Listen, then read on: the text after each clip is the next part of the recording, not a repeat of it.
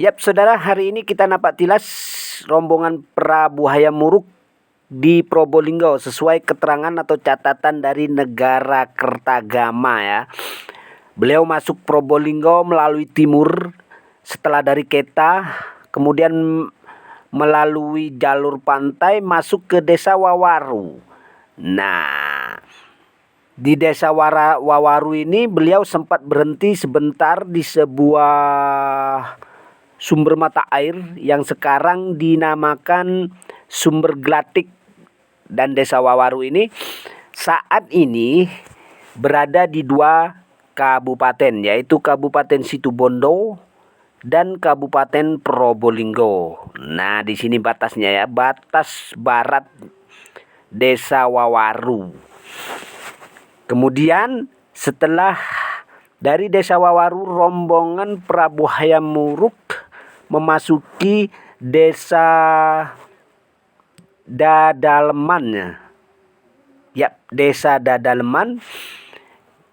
Di sini beliau tidak berhenti ya. Menurut keterangan yang ada di buku atau kitab Negara Kertagama, beliau tidak berhenti di Desa Dadaleman.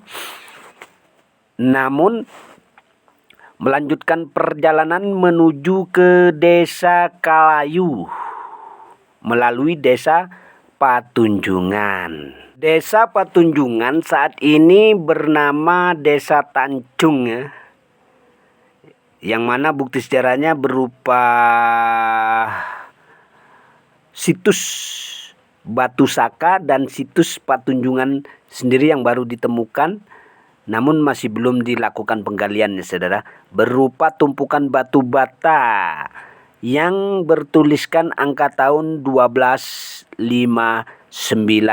Saka. Nah, ini saudara, di pinggir sungai berbagai macam bentuk batu bata dan kendi atau pecahan kendi ya ditemukan di areal bekas Desa Patunjungan. Ini wilayah timur atau batas timur, dan yang Anda lihat ini adalah wilayah batas barat, yang mana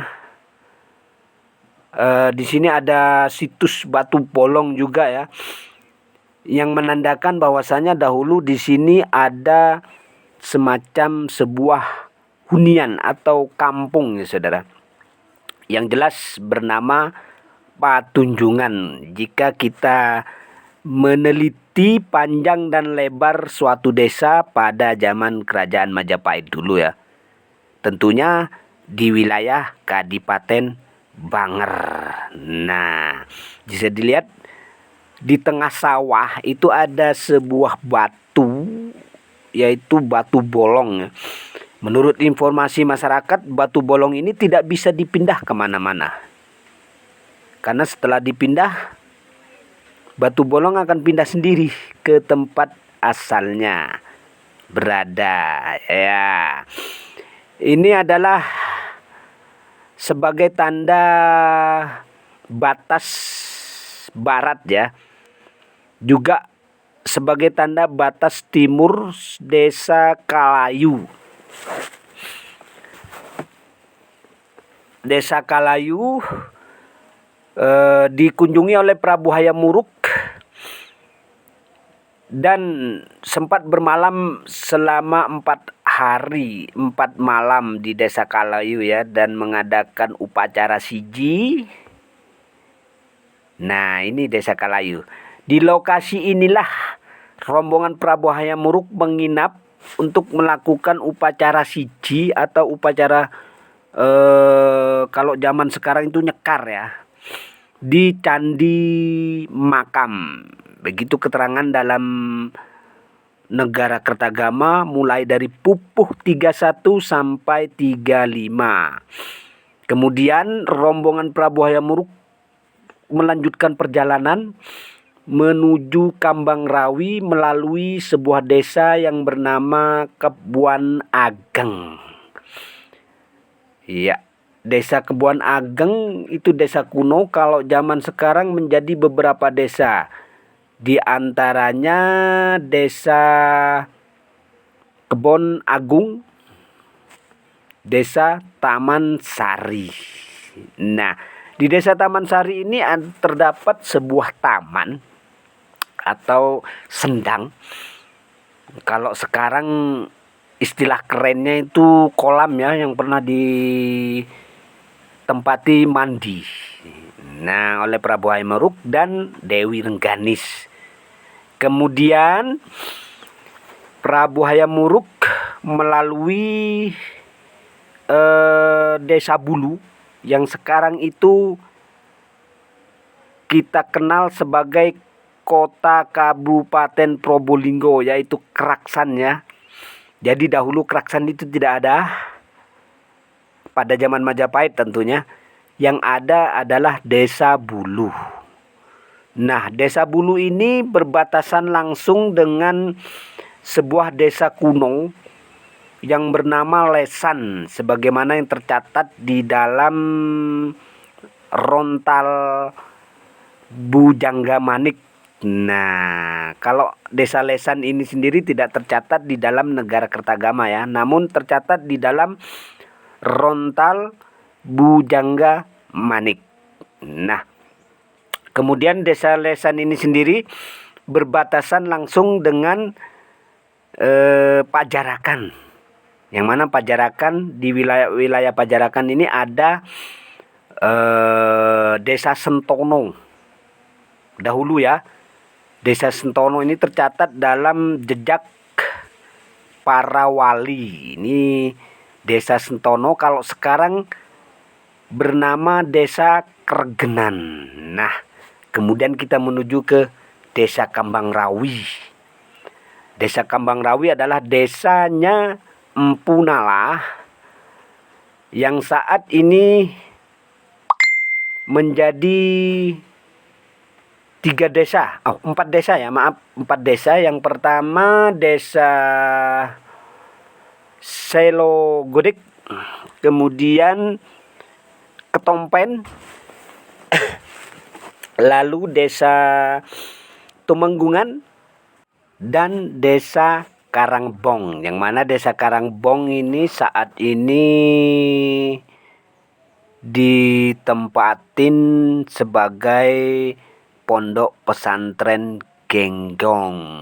Nah, di tempat ini atau di Desa Kambangrawi ini, rombongan Prabu Hayam Wuruk juga menginap selama 4 hari 4 malam untuk kemudian berangkat menuju ke perguruan Rim Segara, atau dalam prasasti-prasasti yang lain disebut Kabuyutan Kaliasem.